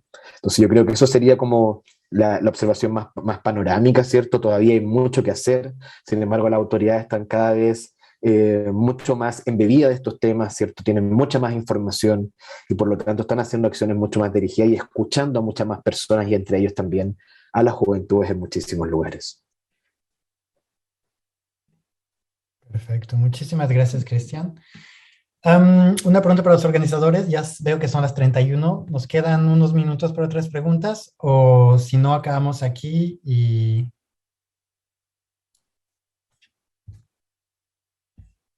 Bueno, no tengo pregunta, mientras no me dicen, yo hablo. Ok, tal vez para ir cerrando, si les quisiera dar una última oportunidad en este espacio de compartir buenas prácticas. ¿Tienen algún ejemplo súper genial que les guste, que han visto, que los ha inspirado ustedes mismos en su comunidad y que quisieran compartir con todos con nuestra audiencia de Latinoamérica?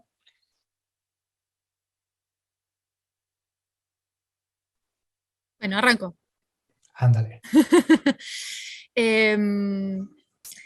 A mí particularmente, y en ECO, lo que nos llama la atención, nosotros somos una comunidad bastante grande en ECO y muy diversa, muy heterogénea, ¿no? Acá hay no solamente gente de ciencias ambientales, sino docentes, economistas, médicos o personas que trabajan más en la jardinería, la huerta. Entonces, lo que llama la atención es que cada uno, desde lo suyo, hace el cambio, ¿no? A veces pensamos que hay que hacer cosas grandes y transformar desde lo grande. Y entender que el ejemplo es el más grande profesor. ¿no? Uno enseña más con su ejemplo que con sus palabras. Y una pequeña acción, como cerrar la canilla cuando lavo el plato, eso puede despertar, che, ¿qué estás haciendo? ¿No? Che, muy, muy argentino. ¿Qué estás haciendo? Y ahí conversar sobre el cuidado del agua. O empezar a compostar. Bueno, esas pequeñas acciones, cada uno desde lo suyo, que llaman la atención, que descolocan. Esas son para mí las principales alertas que hacen que se empiece a despertar este interés y estas conversaciones. Cuando uno no lo dice, lo hace, ¿no? Y lo incorpora a su propio estilo de vida. Así que acá, bueno, ejemplos podemos dar miles, pero está bueno que cada uno lo haga desde lo suyo, desde lo que lo motiva, desde lo que lo convoca, si es el agua, si son los alimentos, si son los residuos, si es la energía, pero con el pequeño ejemplo. Absolutamente. Y algo que dijiste que es muy importante, que también nosotros decimos desde la Oficina de Educación Climática, es el cambio climático es un problema global con soluciones locales. Entonces, la inspiración cotidiana, la inspiración del vecino, es generalmente de las mejores que uno puede encontrar para poder justamente pasar a la acción de manera más propicia. Les comento que Guadalupe Kanner nos tuvo que dejar, se nos fue porque tiene un examen, estaba en el colegio y nos hizo el gran favor de liberarse por 1 hora para estar aquí con nosotros. Entonces ya se nos fue. De nuevo, cuando vea esto, les decimos un feliz cumpleaños y muchísimas gracias por haber estado aquí con nosotros. Tal vez para ir acabando, Eyal, no sé si te gustaría compartir un último mensaje de acción, alguna buena práctica para jóvenes de la región. Sí, yo voy a seguir insistiendo sobre esto, los 2 puntos que marqué antes. Me parece que lo esencial es ir viendo cómo cada vez nos podemos involucrar más, porque las acciones individuales son esenciales y son necesarias, como decía Mary, para poder muchas veces generar otro tipo de transformaciones. A partir de un acto uno puede generar todo un efecto mariposa que termina muchas veces hasta en una organización o en una movilización gigantesca. Pero también necesitamos cada vez más de estas acciones colectivas por la gravedad de la situación, de la situación en la que estamos inmersos. Pero en ese sentido lo colectivo no tiene que ser gigantesco, no tiene que ser, bueno, me voy a organizar para ir a Egipto a una cumbre climática de las Naciones Unidas este año, sino que puede ser mucho más sencillo desde realmente yo soy un joven en una secundaria o en una universidad o en cualquier espacio en el que me involucro, con tal de encontrar una persona más que le interese el tema y empezar a partir de ahí a hacer pequeñas acciones, pequeñas iniciativas, desde mismo, che, a nosotros nos interesa el tema, tal vez podemos organizar una charla con alguien que sabe un poco más y el resto de las personas de este espacio, y así poco a poco ir incrementando el piso de la discusión pública sobre las problemáticas ambientales. Y en ese sentido son 2 pasos esenciales, es informarse y encontrar aunque sea una persona en el espacio en el que te moves que tenga ganas de activar. Y a partir de ahí, poquito a poquito, construyendo un bloque a la vez, se va realmente generando cuestiones gigantescas, mucho más grandes de las que en muchos casos nos podemos imaginar. Absolutamente. Bueno, muchísimas gracias, Eyal. Cristian, tal vez una palabra para concluir. Sí, súper, muchísimas gracias, Jan. Principalmente a nivel de experiencias, hay cosas bonitas que están pasando en la región, por supuesto, como las mismas que están trabajando ustedes acá, que me acompañan en el panel, ¿no? Pienso en una docente de Uruguay que siempre me llama tanto la atención su trabajo, que se llama Tras las huellas del venado, que es precisamente esa idea, ¿no? De una encuesta tan básica de una sala de clases como nombren los animales que están acá cerca de donde está el colegio, y que dijeran perros, gatos, palomas, y no mencionaran la fauna que tenían en verdad al lado de una reserva de la naturaleza, a un costado del colegio. Motivó a esta docente a armar una red, generar visitas a terreno, y ahora es una red que tiene una vinculación incluso latinoamericana. Entonces creo que eso muestra un poco lo que decía Mary, ¿no? Cómo un docente puede empezar a trabajar desde la inspiración, desde lo que ve que sus mismos estudiantes, ¿cierto?, le están requiriendo para hacer una iniciativa que cada vez se va ampliando más. Creo que eso es como el mensaje central de UNESCO: la educación transforma las vidas de las personas, la educación es un derecho, ¿cierto?, nodal que nos permite acceder al resto del ejercicio pleno de derechos humanos, y la educación ambiental es parte de eso. Muchísimas gracias, Jan. No, gracias a ti, Cristian, por recordarnos que la educación ambiental es verdaderamente un derecho fundamental y es necesario para justamente salir adelante y enfrentar esta crisis climática. Es importante también recordar que desde la COP que hubo en París, el artículo 12 por la primera vez indica que la educación ambiental es una herramienta necesaria si queremos lograr combatir la crisis climática. Bueno, todavía no me dicen si tenemos tiempo o no, entonces yo también voy a dar un mensaje de conclusión y de buenas prácticas. Nosotros desde la Oficina de Educación al Cambio Climático lo que hacemos es producir recursos pedagógicos gratuitos con el IPCC, donde para docentes alrededor del mundo. Están disponibles en español, en inglés, en francés, en alemán, y es verdaderamente con la intención de traer la ciencia, esta parte que nos hablamos hoy de complejidad de educación climática, hacerla accesible a un público docente, justamente. Entonces, los invito también, todos ustedes que quieren aprender un poquito más sobre esta ciencia, de darse una vueltita por nuestro sitio internet, oce.global, para justamente apropiarse ustedes mismos los informes del IPCC. Y sin más tardar, les agradezco a todos los panelistas de haber estado hoy con nosotros. Un placer haber escuchado a ustedes y gracias por todo su trabajo y por toda la inspiración que nos da. Paloma, la palabra es tuya. Muchas gracias, Jan. Es bien bonito escuchar en este panel cómo las historias de todos ustedes están tan constituidas por algo que les cambió la vida o la perspectiva, que también fue una instancia de educación de alguna manera, un acceso privilegiado que tuvieron para poder ver lo que no se podía ver. Y sabemos que no podemos cuidar lo que no podemos ver. Por lo mismo, diseminar estas prácticas a lo largo de nuestros territorios, en nuestras comunidades, es tan estratégico porque pueden ustedes ser esa persona que les cambió la vida, ¿verdad? Que le va a cambiar la vida a las futuras generaciones. Lo ideal en todo caso es que esto no quede en manos de la casualidad, sino que sea una política pública y que esté estructuralmente vinculada con el desarrollo de los países, con una visión ecológica de futuro. Les quiero agradecer a todos por su participación, un agrado poder haberlos escuchado, y a ti, Jan, por tu moderación, que también tenía sus toques de visión de futuro y entrega de consejos. Muchas gracias a todos por estar aquí. Gracias. Bueno, y en esta mañana seguimos con la conferencia. En pocos minutos más va a iniciar el segundo panel, que habla de ecosistemas terrestres, amenazas y soluciones.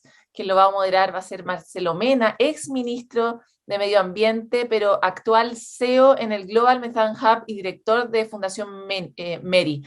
Como ustedes saben, en la última COP, el presidente Obama lanzó este gran desafío que es hacerle frente no solo al dióxido de carbono, a las emisiones de CO2, sino también a las de metano, que si bien es un gas que no tiene la misma proporción de participación en el calentamiento global, tiene un enorme impacto porque es muchas veces, según yo, 87, no sé si está aquí, 87 veces más impactante que el dióxido de carbono en términos de su capacidad de calentar la atmósfera. Por lo tanto, la iniciativa que administra Marcelo Mena es muy relevante para poder cambiar, por lo menos a corto plazo, el impacto que necesitamos tener en la caída de la temperatura global. Sin embargo, como les mencionaba, la conversación va a hablar de los ecosistemas terrestres, de qué amenazas tienen estos ecosistemas y de qué posibles soluciones va a haber. Tiene un interesantísimo panel y panelistas. Los van a poder disfrutar de la mano de Marcelo Mena, y por mientras los queremos dejar con algunos datos e información sobre el trabajo que está haciendo Fundación MERI en la promoción de una cultura climática que permita cambiar el futuro.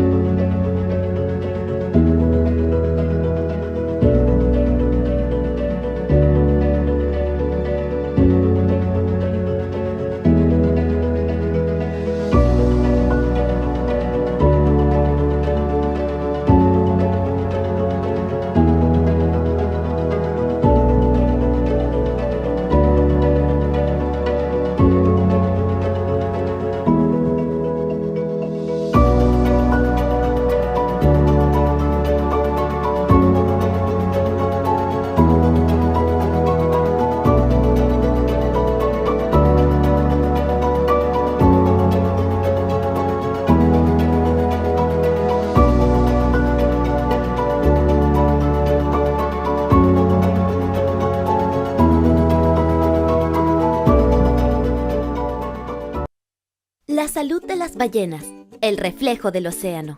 Las ballenas azules no son fáciles de encontrar. Se mueven de un extremo a otro de los hemisferios, siguiendo aparentemente las rutas de las corrientes oceánicas. En su viaje, visitan dos tipos de destinos: zonas de aguas cálidas y seguras para el nacimiento de sus crías, o zonas de aguas frías, pero ricas en alimentos, como las aguas de Chile. Aquí existe un lugar llamado Golfo Corcovado, considerado como una de las zonas más importantes para la alimentación y crianza de ballenas azules en el hemisferio sur. Debido a sus extensas rutas de migración, conservar a las ballenas significa también conservar el océano y su inmensa biodiversidad. Por esta razón, se les conoce como una especie paragua, una especie que alberga el cuidado de muchísimas especies del océano. En Fundación MERI, nos esforzamos cada día en conocer y develar los misterios de estos guardianes del océano. Las estudiamos con tecnología de última generación, evitando hacerles daño al realizar nuestro trabajo.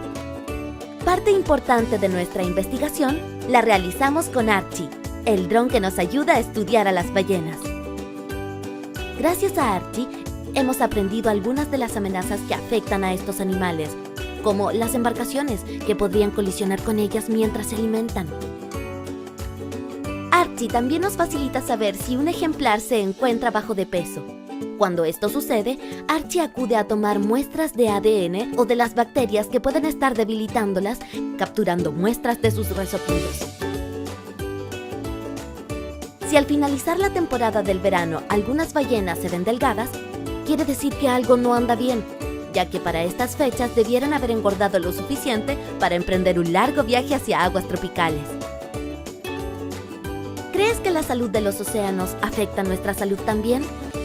Ahora que ya sabes quién es ella y de su importancia, te enseñaremos cómo cuidarla con cosas muy simples. Para deshacerte del aceite usado y colillas de cigarro, ponlos en un recipiente cerrado y deposítalos en contenedores de basura. ¿Crees que son necesarios los utensilios y las bolsas plásticas? Piénsalo 2 veces. Solo los utilizarás unos minutos y al desecharlos durarán cientos de años en el medio ambiente. Reutiliza las botellas, así desincentivas su consumo y producción. Si tienes otras ideas para cuidar y proteger a la ballena azul, escríbenos. Esta es la parte en que tú ya eres parte.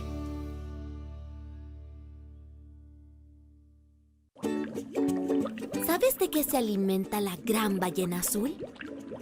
Habitamos un gran planeta llamado Tierra, pero en realidad de Tierra tiene bastante poco, tan solo un 30%. El resto de nuestro mundo está compuesto de agua, de la cual solo un 3% es dulce.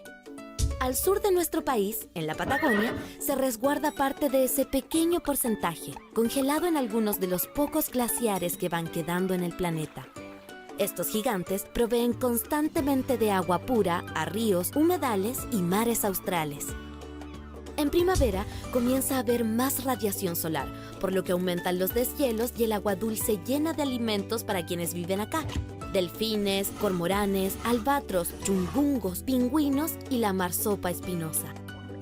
Desde otros lados del mundo llegarán a alimentarse especies viajeras, incluyendo al mamífero más grande que conoce nuestra historia, la ballena azul. Para esta especie, las aguas australes cumplen una función de suma importancia. Sin su alimento no podrían desarrollar una gran capa de grasa y las reservas de energías necesarias para continuar su viaje hacia las regiones tropicales y subtropicales. La gran ballena azul pesa cerca de 35 elefantes juntos. Su longitud equivale a 3 autobuses y su corazón, parecido al tamaño de un auto pequeño de 2 puertas, late 6 veces por minuto. Un animal tan grande y único necesita de una dieta especial, rica en proteínas y que satisfaga hasta las 5 toneladas que debe comer a diario para continuar su viaje. La ballena azul se alimenta de uno de los crustáceos más pequeños que habitan en el mar, el krill. La ballena azul es conocida como una especie paragua, ya que por el largo recorrido que hace de norte a sur, al protegerla y cuidarla, resguardamos también un hábitat marino de gran extensión, donde viven muchos otros seres vivos. Por su importancia para la vida en el planeta y porque es única en el mundo, en Fundación Mary nos comprometimos a estudiar, proteger y difundir el cuidado de la ballena azul. Ahora que ya sabes quién es ella y de su importancia, te enseñaremos cómo cuidarla con cosas muy simples. Para deshacerte del aceite usado y colillas de cigarro, ponlos en un recipiente cerrado y deposítalos en contenedores de basura. ¿Crees que son necesarios los utensilios y las bolsas plásticas? Piénsalo 2 veces. Solo los utilizarás unos minutos y al desecharlos durarán cientos de años en el medio ambiente. Reutiliza las botellas, así desincentivas su consumo y producción. Si tienes otras ideas para cuidar y proteger a la ballena azul, escríbenos. Esta es la parte en que tú ya eres parte.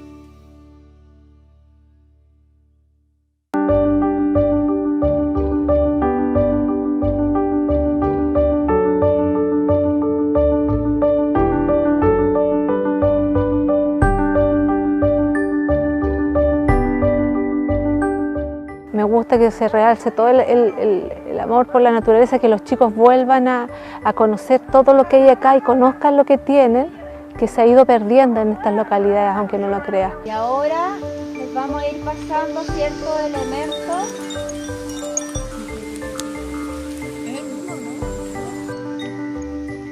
La temática ambiental ya vemos que no es una moda ni es una forma de pasar conceptos, sino que tiene que ser algo que se viva, que se piense, que se sienta y que se hagan acciones concretas en función del medio ambiente.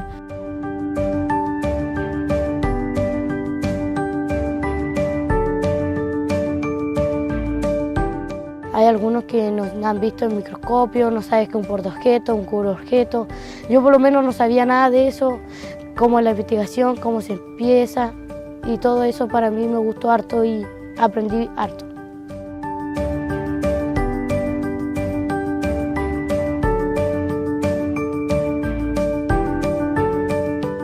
Es una actividad muy bien organizada, muy seria y que contribuye muchísimo al aprendizaje integral de los estudiantes, porque ya que no es todo saber leer y escribir bien, sino que es también un tema de integralidad, de saber de todo un poco. Y qué mejor que saber de dónde nosotros estamos insertos, para poder cuidarlo, para poder conservarlo. ¿Quiénes son ustedes? ¿Qué hacen aquí? Hay que saber nadar y bucear, porque uno nunca sabe cuándo puede cambiar la corriente. Y aprovechaban lo que había en el bosque y lo que había en el mar.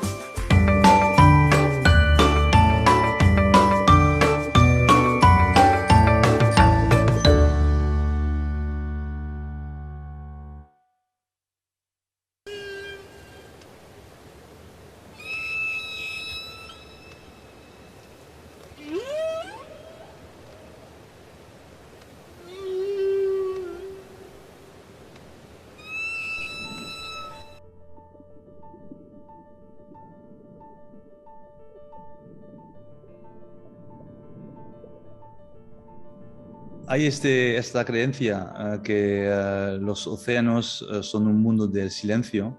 Esto viene por 2 causas. La primera es que durante toda nuestra historia, evidentemente, hemos contemplado el mar como un sitio sin sonidos, porque nuestro oído no está preparado para oír de forma correcta bajo el agua. Está hecho para oír fuera del agua, en aire, y cuando nos sumergimos, pues el hecho de que nuestro oído se llene de agua hace que la propagación de la vibración al origen del sonido pues no se haga de forma correcta y que por lo tanto nos llegue únicamente unos matices realmente muy limitados del sonido. Por lo tanto, desde siempre, desde que existe el hombre en la Tierra, hemos ignorado la dimensión acústica de los océanos.